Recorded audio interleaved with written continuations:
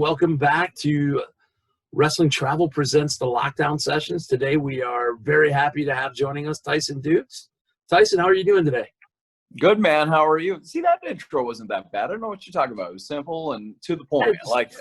Simple and to the point, yeah. The ending is atrocious because I'll tell you, hey, I got a couple more questions for you, and then we're 20 minutes down the lane, and I go, just 3 more. That's what I can. So sweet. Tyson, so we've been doing this thing called the Lockdown Sessions since right about the beginning of April. Just kind of our chance to catch up with everybody during this crazy time on the planet, and it's hopefully we're coming out of crazy times as far as the virus and everything is concerned. So we just wanted to get a chance to get to know you a little bit better and find out what you've been up to. But first things first, I was looking at doing my due diligence researching. I always like to joke, 3 weeks ago somebody called me a journalist, so I've got to be doing something right. Oh, snap. I always like to ask people, like, when you're young, what catches your eye and gets you in the business? And if I have this correct, I read you got a Hulk Hogan Rock and Wrestling coloring book from Mom. Yeah. Yep. That was it, man. That's awesome. Now, I would give anything just to have the old Rock and Wrestling coloring book still in my possession, but that was it. Tell me a little bit more about that. You get the book and you. Well, just a little backstory. I grew up in a small town in New Brunswick, like a small village.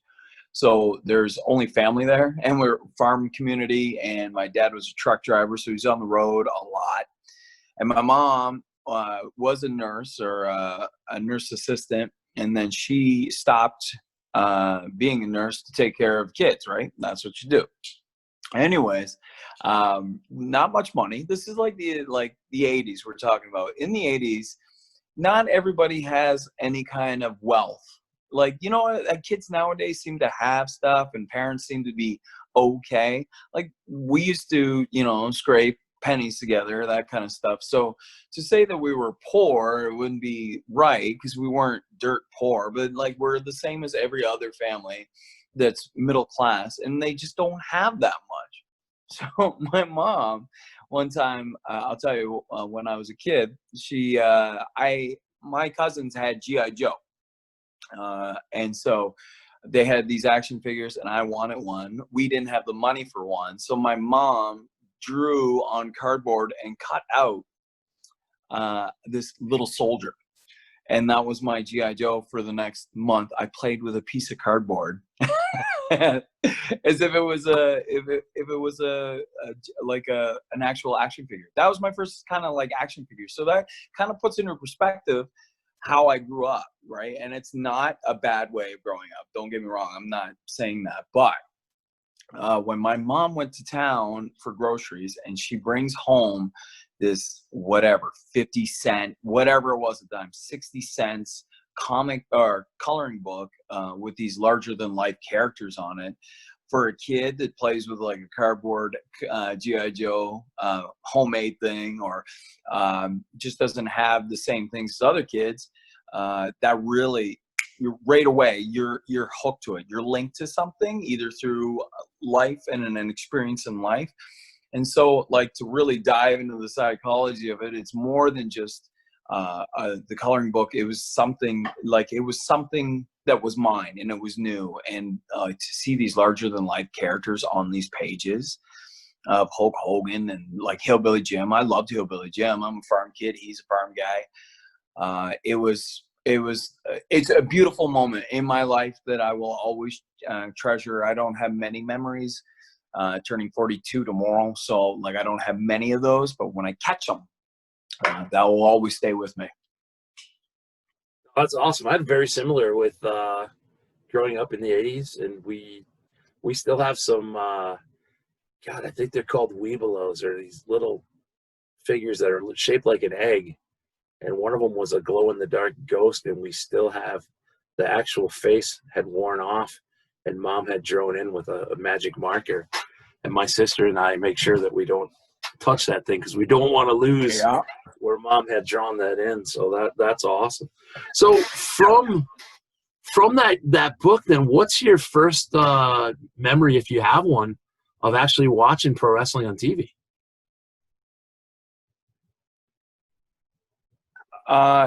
So now it's going to be a little. It's tricky because it's gray. Okay. We have a thing called Grand Prix Wrestling back home.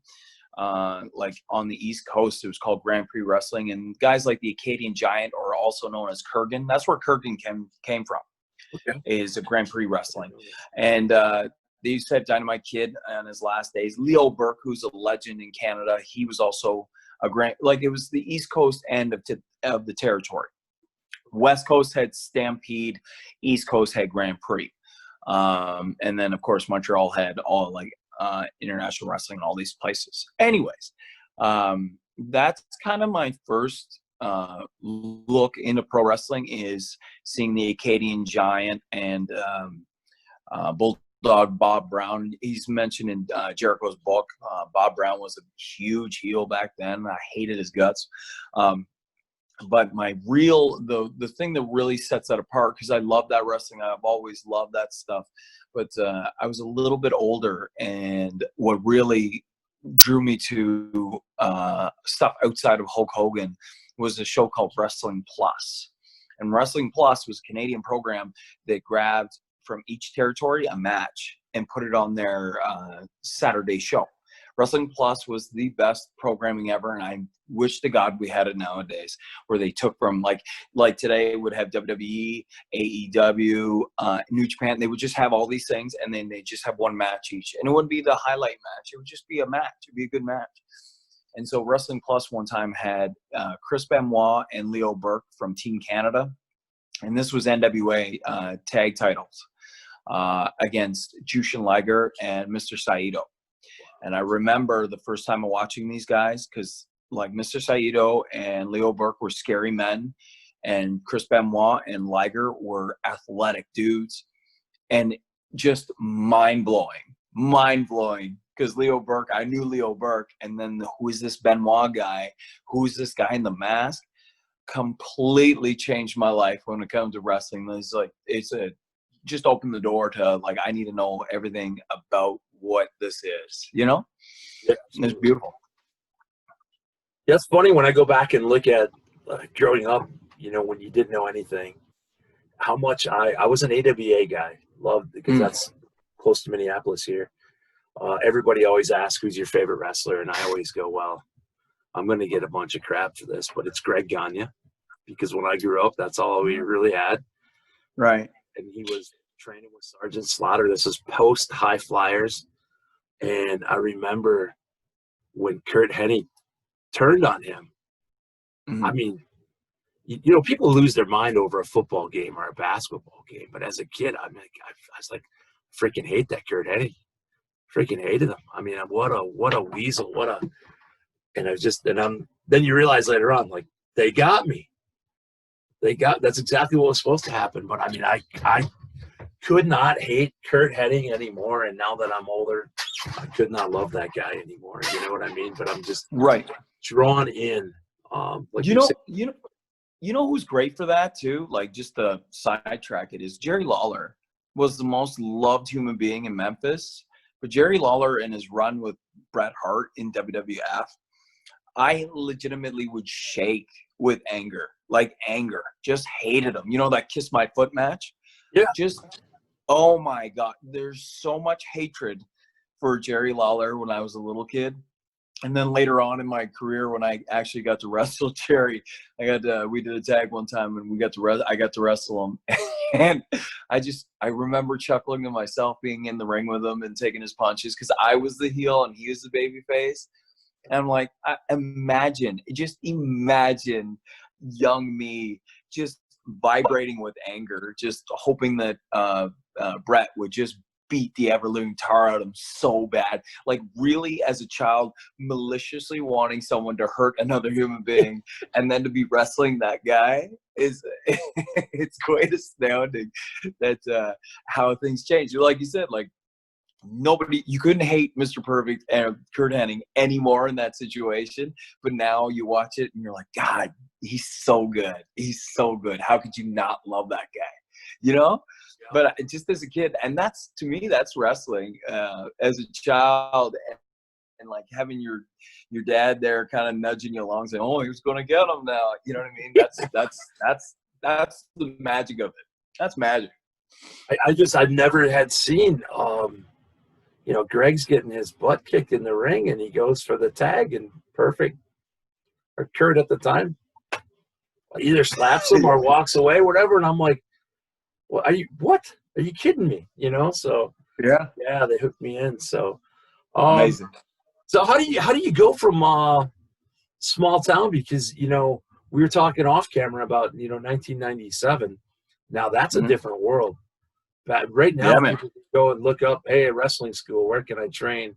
Wrestling schools are advertising, but I know as well as you do that in 1997, that doesn't seem that long ago to me, but maybe because I'm old, but we had a hard time finding a school. So how did you find a place to train?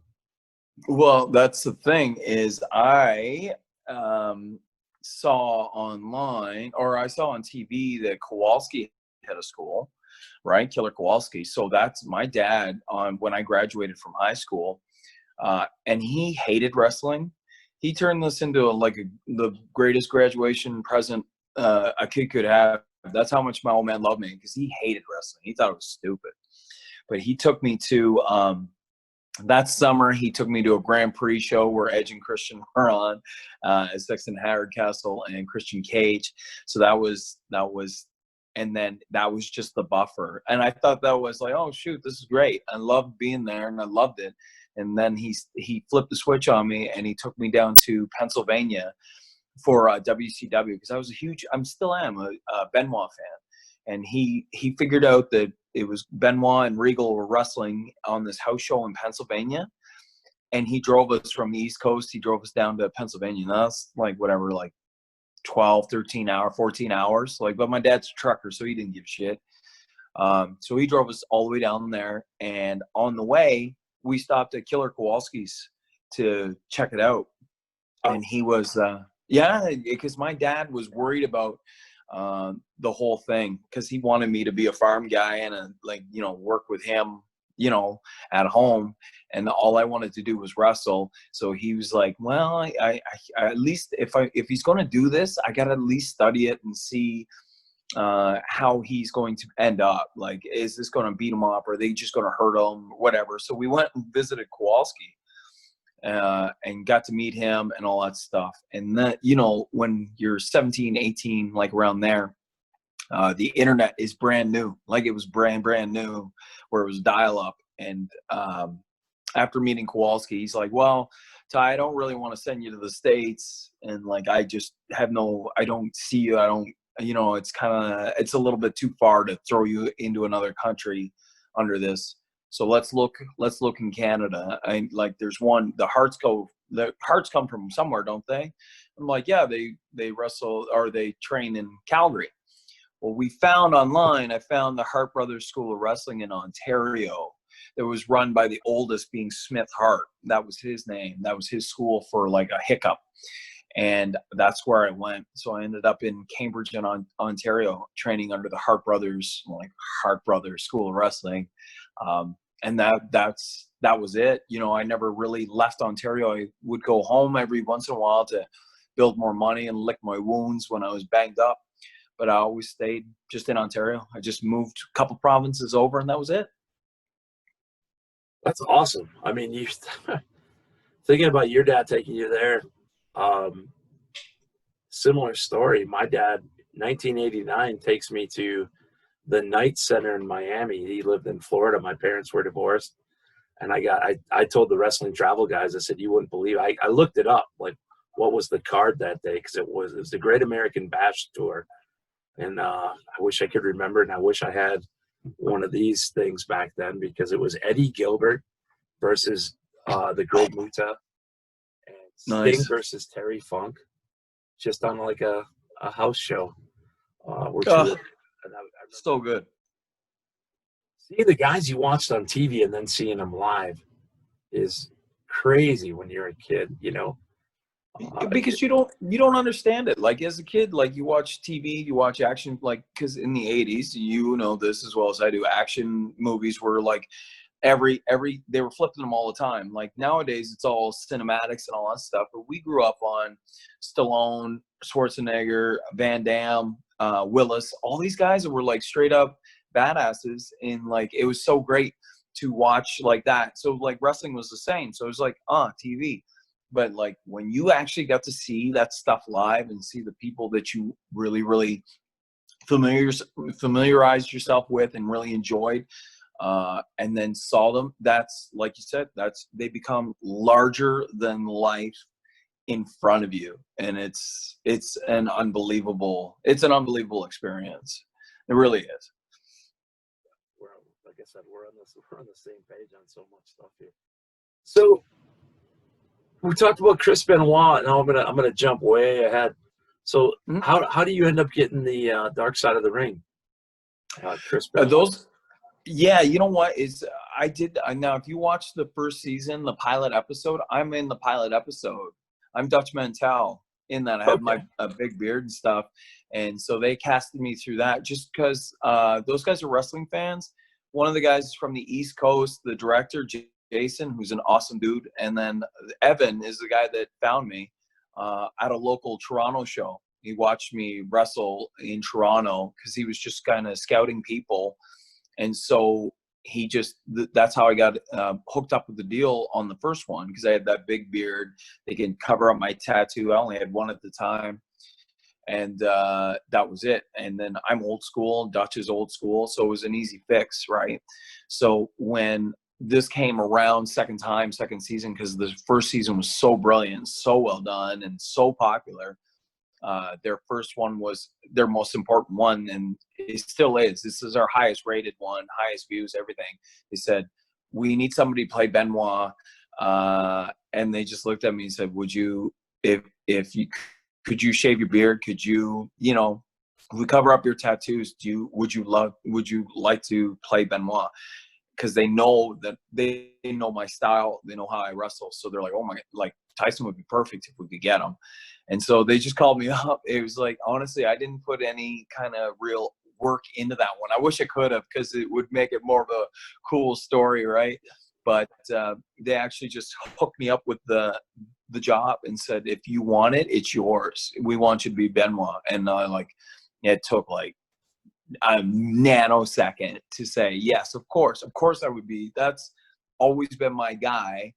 And then they said right away, as soon as I said yes, he said, we're going to make sure that it's handled tastefully, that we don't infringe on anybody and make it look gruesome. We're not going to do any of that stuff. And every scene, they explained how they wanted me to go about it, and they explained the scene thoroughly. And I watched the videos of everybody that's doing interviews. So like either Vicky Guerrero or Sandra or David, I watched their video, and then I could do the part of my role. And it was great. It was great. Those guys are so good and like so ahead of the curve on this TV program. And I'm hoping that they get more seasons out of it. Not even for me to get work, but they're just good dudes, and they deserve it.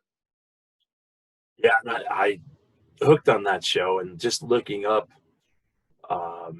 there's so much more in wrestling, so many more stories that would make great TV for that. Did they film that? Did you film that in Canada, or?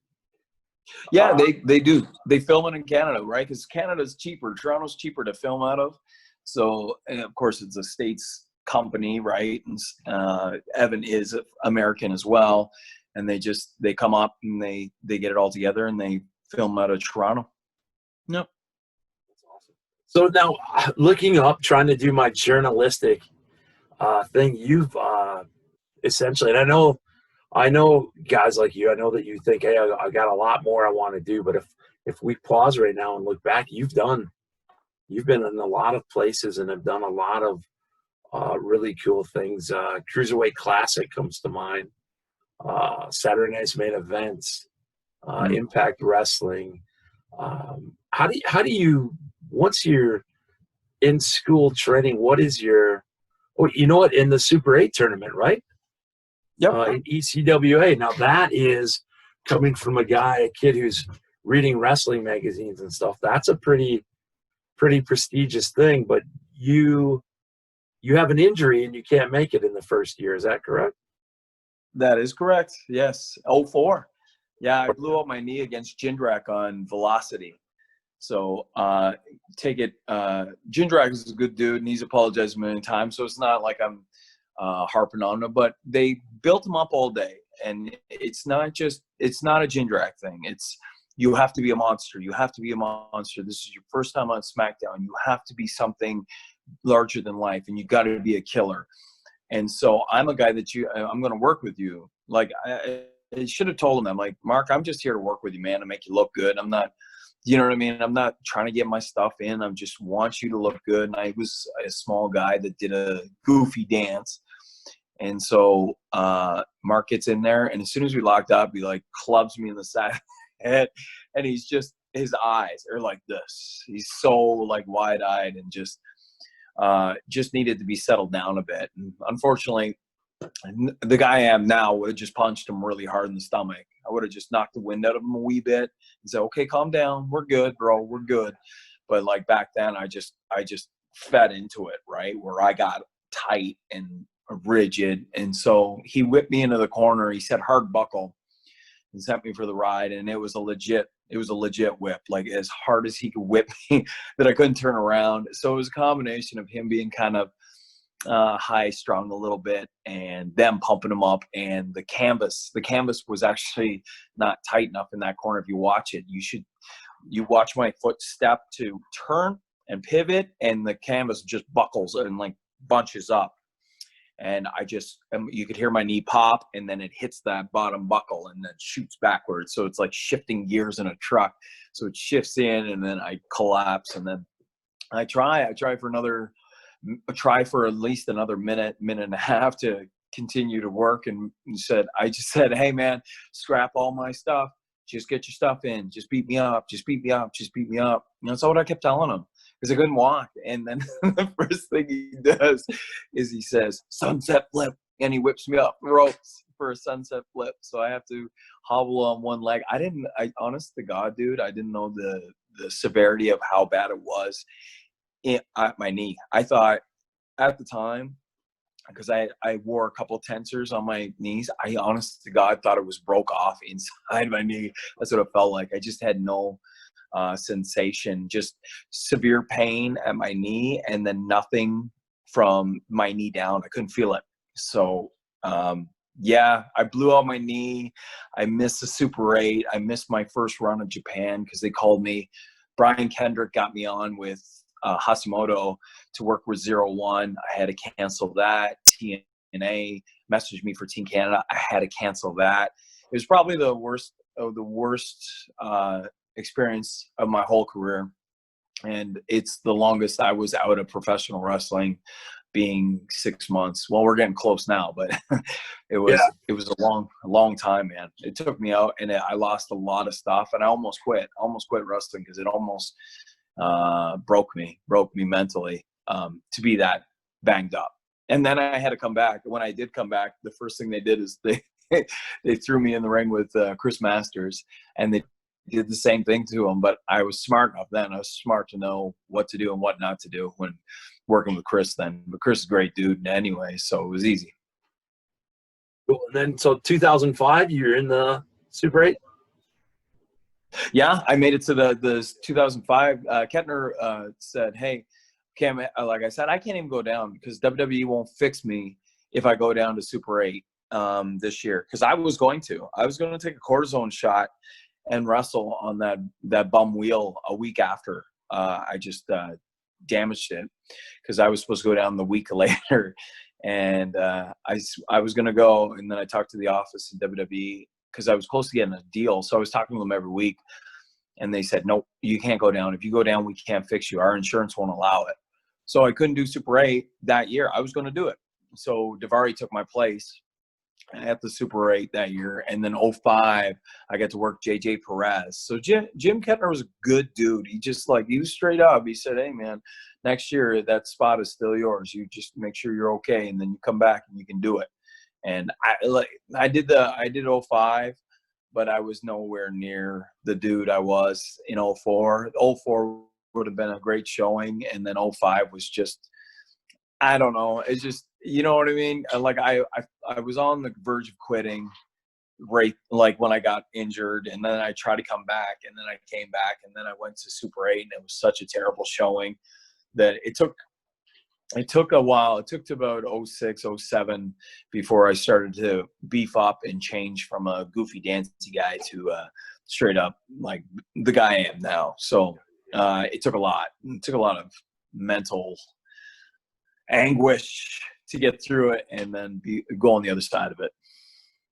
Yeah, I mean, obviously, I like to research and do everything I can on everybody, but it's nice when I'm doing a little bit of Wikipedia, which is probably not the best way to go, but I'm like, oh damn, Super 8. I mean, that's to me, that's like a feather in the cap just to kind of be there. So then you continue on with WWE for a while, and then you end up doing the Team Canada thing shortly after that. Am I right? That's right. I got signed to 2 years with TNA. I was signed for 2 years. That's under the Scott D'Amore was there, and also Terry Taylor was in management and stuff like that. And Dutch Mantel was there, and I got signed to go as the Team International from Team Canada to Team International. So the plan was to put me and Doug Williams together as a tag team after International, but plans fall through, of course, because it's pro wrestling, right? And they really had no place for me. So I got a 2-year visa out of the deal, a P1, which was wonderful for crossing the border, no issues. But they had nothing for me, and Terry Taylor had to let me go. He was bummed about it really bad because me and Terry are pretty close. But it didn't matter because I was like doing other things. Like I was on this show up here in Canada called Kenny versus Spenny, and I had to call the office and say, "Is this okay?"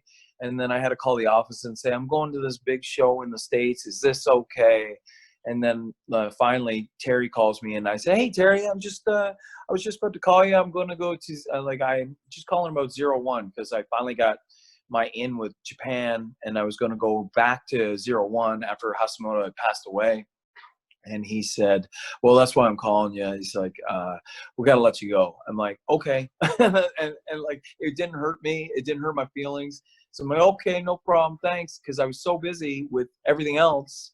I just had no time to really digest the fact that they let me go, or I didn't even fight for my job at all in the way of like storylines or whatever I wanted to do. I just said, you know what, I got Japan now, and I feel good, and I got stuff going on. So thanks. It helps me not to call you every week and tell you where I'm at. So that was it. They have they're hard to find. Impact Wrestling here for me. What channel they're on? But man, we sponsored Bound for Glory. Sweet. Wrestling Travel did the road to Bound for Glory. So in the fall, I went and saw the Bound for Glory pay-per-view in Chicago, and not having seen them for a long time and hearing, I thought, man, it was really, really well done. I really thoroughly enjoyed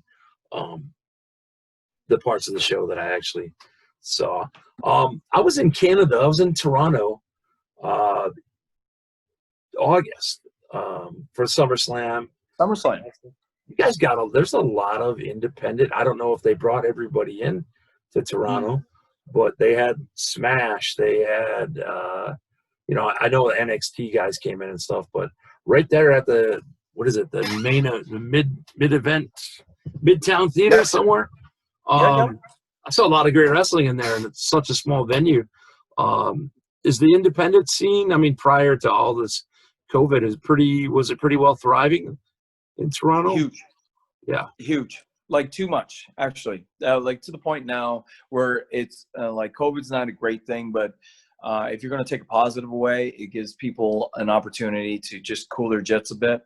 Because like any other city, like I don't know what it's like in other cities, but I know in Toronto there's multiple promotions, and then they run every week. So that just it's exhausting, and like it's overdone. And then there's lots of flip characters. So like and they don't work with each other at all, which is a shame. But they have guys come in and they'll work heel, and then the other company, they have to be babyface, and one is their character is their, you know what I mean, they're in a gang or a stable, and the other one they're the loners, you know what I mean. So it's too much. It's oversaturated in Toronto, and so this whole pandemic thing has kind of let everything kind of go to the wayside, where everybody can take a break, because houses were like dropping everywhere. And like SummerSlam weekend was just the pinnacle, because there was so much wrestling that I don't think you couldn't draw after SummerSlam weekend. I'm sure for months it was no good anyways, right? Because we had WXW in,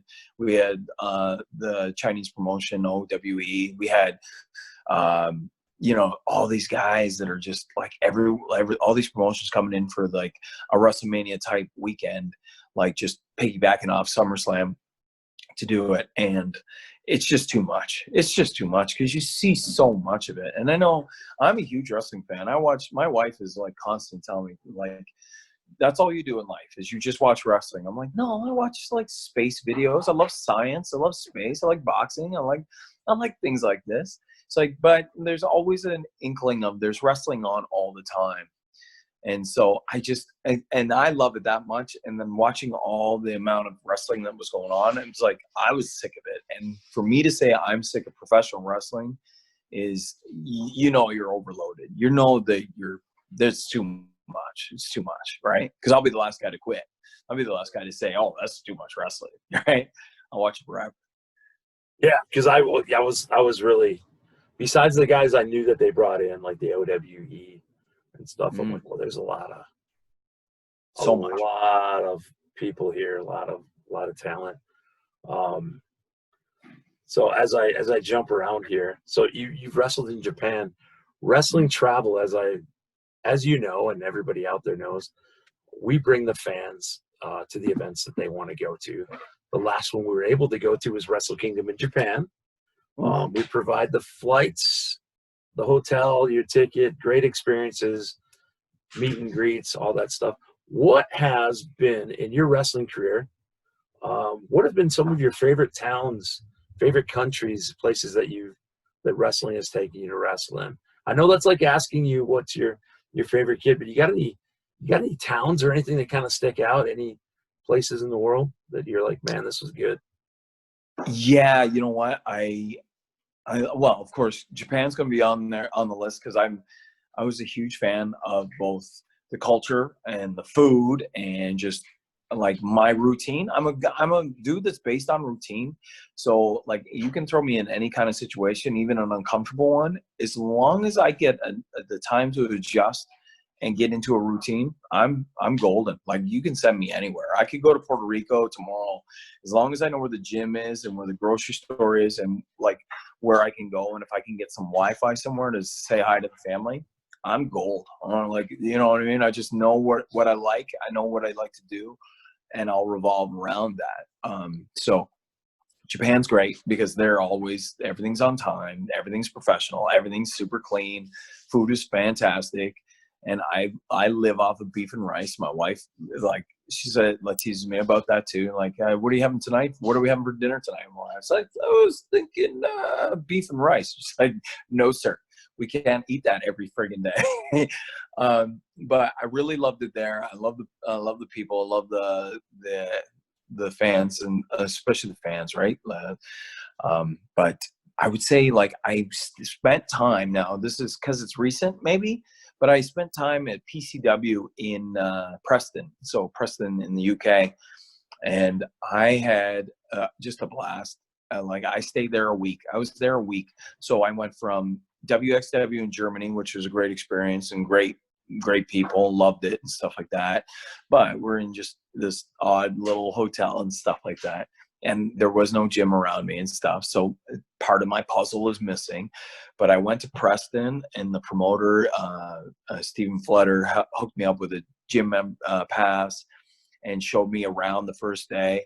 And I stayed at his place and like in this little room and stuff. And man, I just did every day. I just did my thing, and I loved it. And I like history too. I'm a huge fan of actual history and knowledge and stuff like that. And there's just so much content in the old cities, right? So I would love to go back to like, and I think I will be back at PCW when this is all done. But I would also like to go back to WXW, and because I'm a little bit more comfortable now, and just other little places in Europe, because you know what I mean? Just, I'm not a real sightseer guy, but I just like knowing if they're pointing out the window and say, oh, well, over there is where they had this, you know, the bomb hit here or something. It's just, that's kind of my thing. Like Canada wise, I'm not. Newfoundland, I would say Newfoundland. So Newfoundland's like, I love Newfoundland. I love the people there, and just their culture is so crazy. And in the States, I find that the States is a little bit more, and I'm not trying to be insulting or anything. It's just, I find it very homogenized. So a lot of it's the same. So big city, you get your big city, everything's the same, and just you work around it. So, but that being said, I haven't been on the West Coast that much, and I would like to see the West Coast of the States to see how things play out. All right. Have you gotten out to Australia, New Zealand at all? No, you know what? I've never been there. I've always wanted to go there. That's one of those places. And I spent one night before I came home, and this pandemic had me so stressed because they almost didn't let us come home. I was like one of the last flights to get home. And I had to get home. So I was a little stressed about it. But the night before, I stayed in London. And London is, I would love to take the family for a trip to London, England, because it's just, that city is, I was wondering why Madonna always moved to London, England.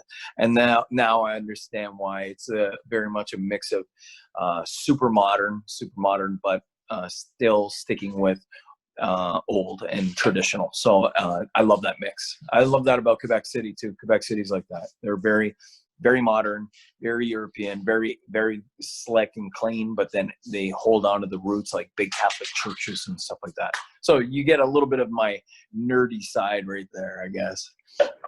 I got a chance right around SummerSlam to kind of drive around Ontario, Montreal, Ottawa. Very beautiful. Remind me a lot of home in Wisconsin here. But I'll have to talk to my buddy in Australia, because what you want to do is you want to get booked in Australia in January. So you're away from the cold here, and you're down there where it's summertime. So that's the key. If I was giving unsolicited advice, That's the goal. That's the goal right there. And the food, I'm telling you, just everything is fresh.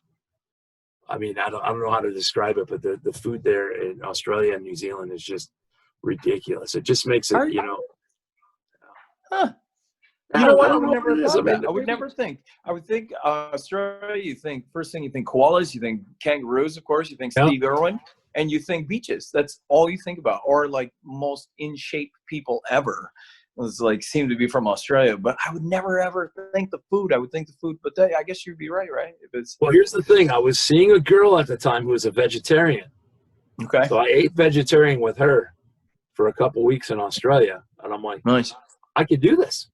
I could totally do this. It was really, and then I got home and I was like, I can't do this. Like, I'm getting sick from like there's just something totally different. So I think that, you know, when they say, hey, we got a lot of chemicals in some of our foods and stuff, I don't want to go down a conspiracy theory, but my experience with eating vegetarian in one country and then coming back here was rough. So I always say, you know, it's kind of neat though when they say, would you like some of this?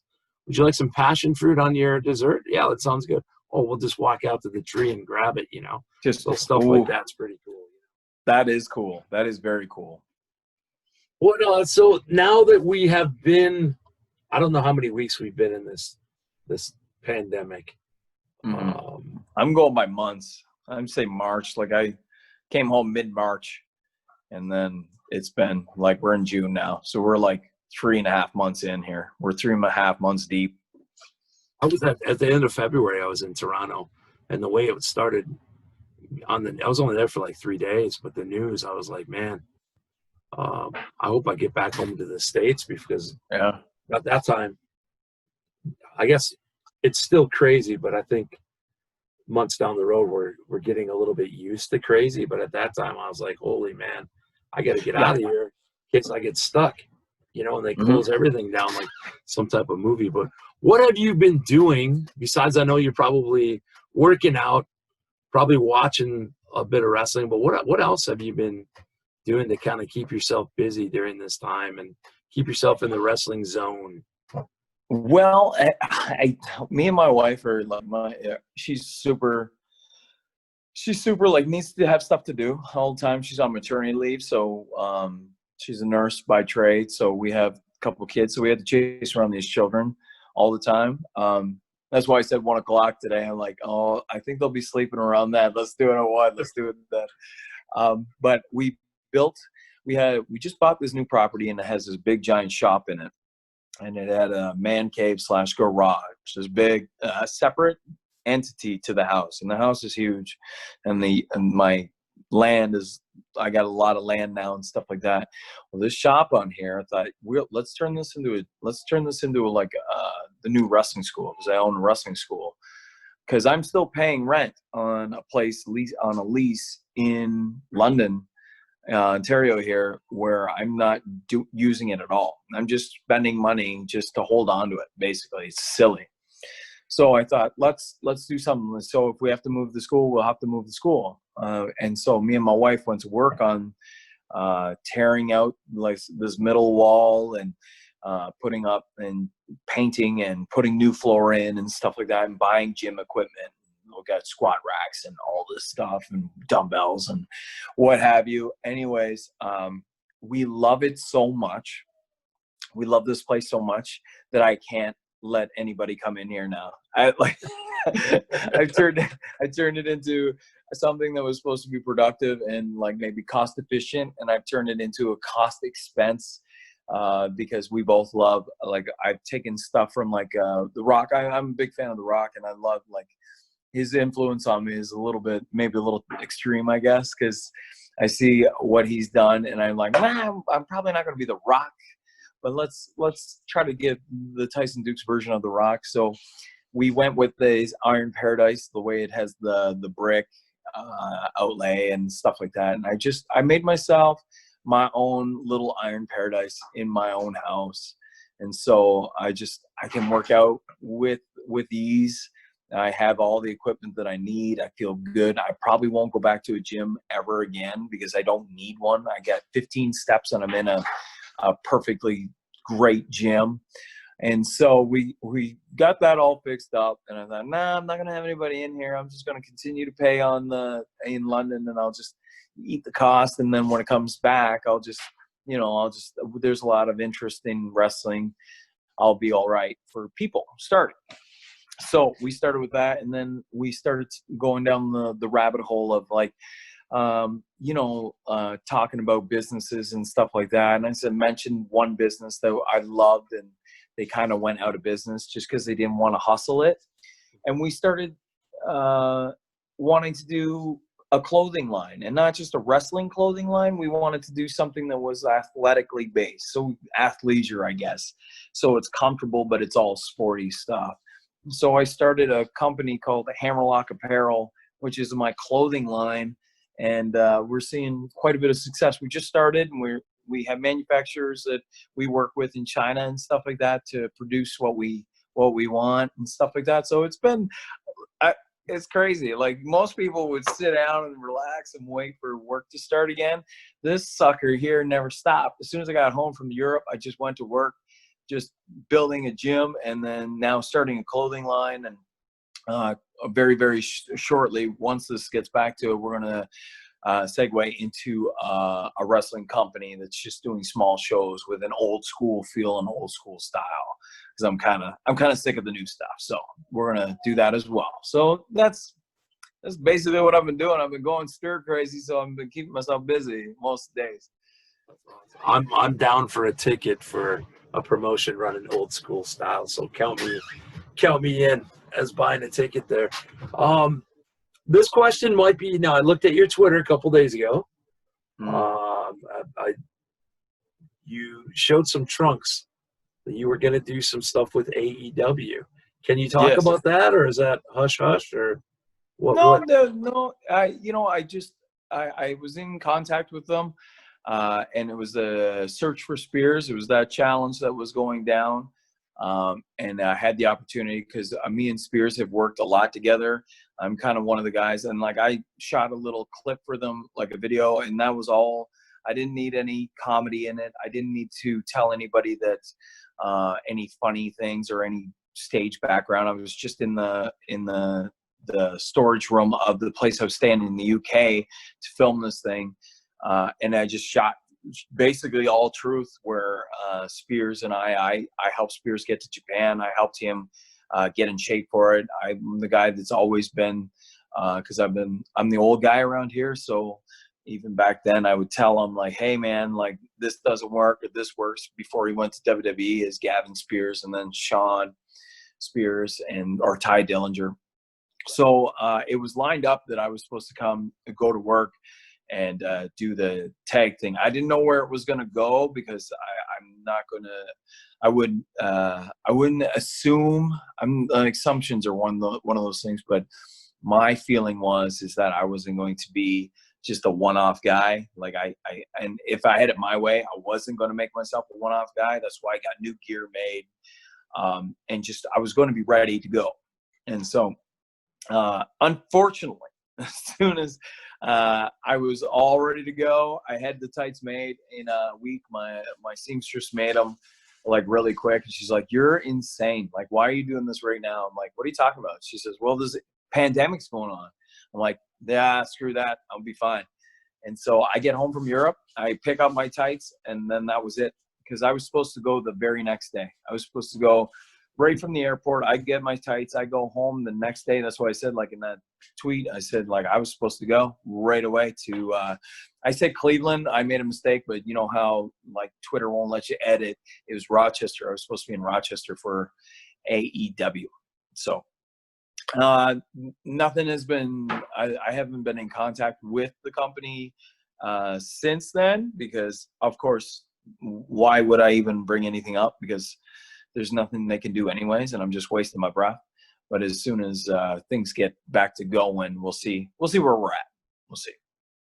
I talked with a good friend of mine, Kikoa, the Hawaiian warrior out on the East Coast. He's the MCW champion, Maryland Championship Wrestling, and he answered Cody's challenge for the TNT. So maybe that's something we could see you maybe down the road. Well, hopefully I've worked with Cody before, and we have a good rapport together. And I thought that too. I thought, well, maybe we can hit it up again with and like I bring a different style, different vibe, and all that stuff. So, yeah, if you're looking for something that's different, that is more to what his dad used to do and what he can do in the ways of like old school stuff, like his brother and his father and the way he used to work. You know, we could have one of those matches that can like steal the show without even have to leave in the ring. You know what I mean? So we'll see where it goes.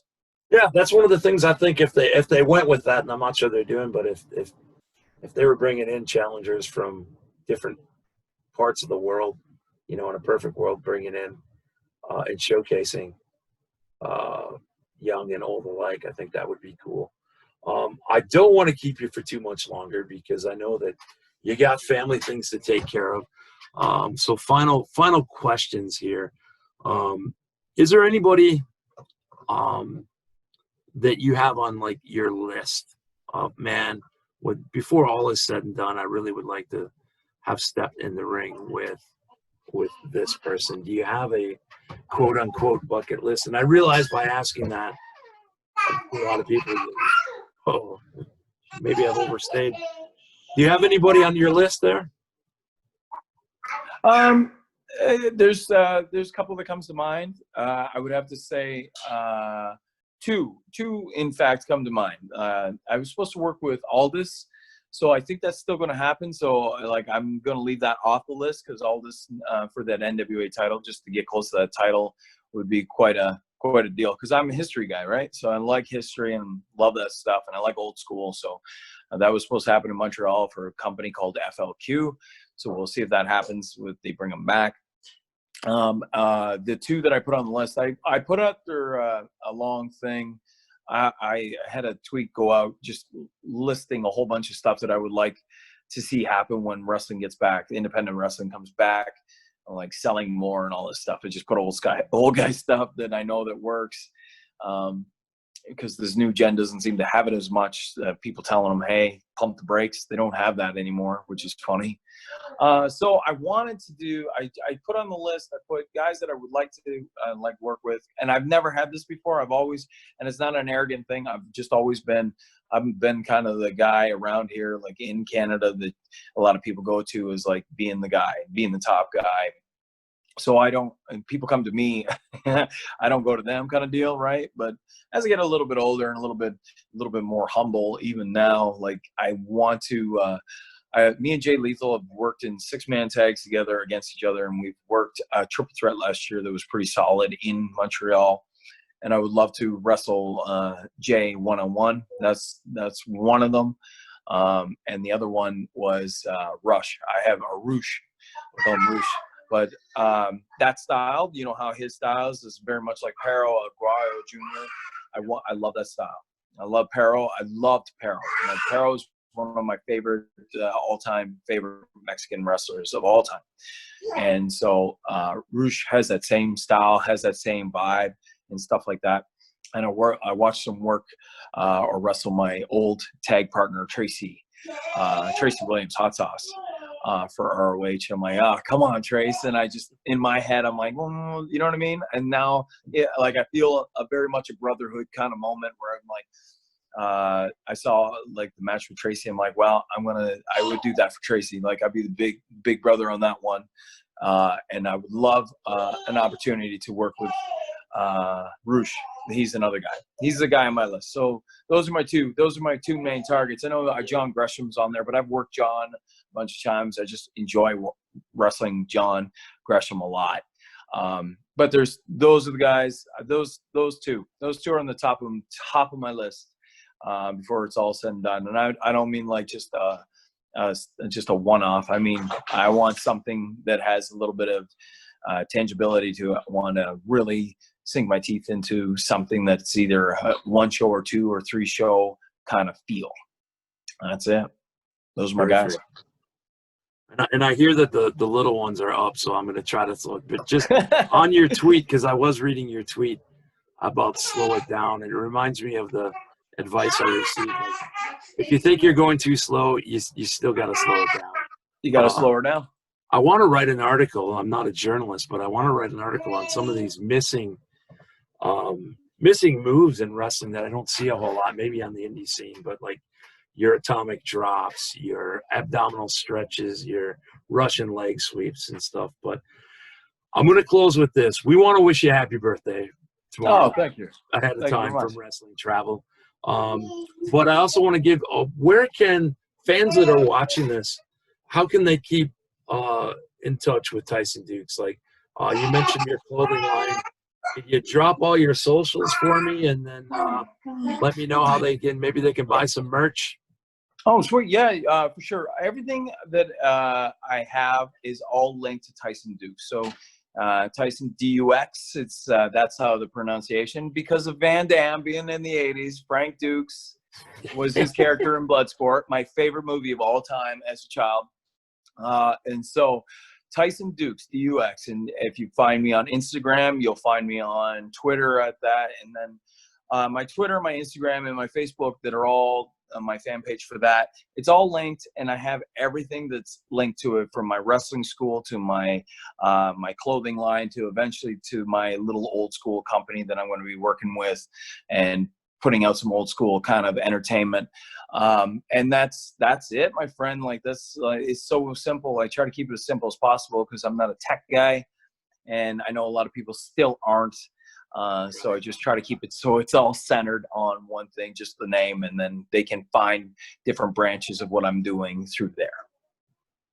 Perfect. All righty. Like I said, happy birthday to you tomorrow. Thank you so much for joining us, and we hope to catch up with you further down the road once hopefully we catch you at a live show is what we're hoping. Yeah, I hope so too. That'd be great. Thank you so much for your time. All right. Thank you.